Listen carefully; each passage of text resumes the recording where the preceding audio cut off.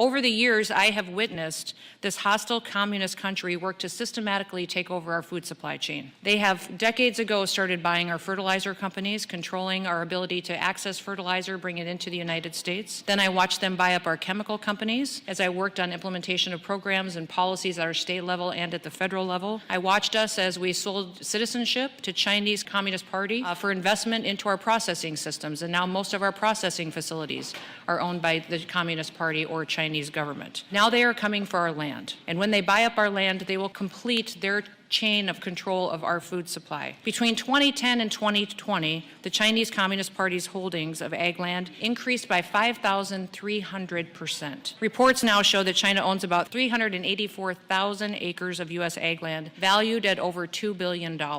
This should be alarming to all of us. USDA admits that this may not even account for all of the land that they own because of there's very little reporting that happens at the state or the federal level and little consequences for allowing countries who hate us from owning our land. Just this past summer, we had members of the Communist Party contact our state government and want to come and visit to our processing facilities, see our farms, and visit South Dakota. We declined all of those meetings, but just within days we received a phone call from the State Department telling us that those were Chinese spies. They were there to steal our intellectual property, to steal our genetics, and wanted to debrief us if we had met with them.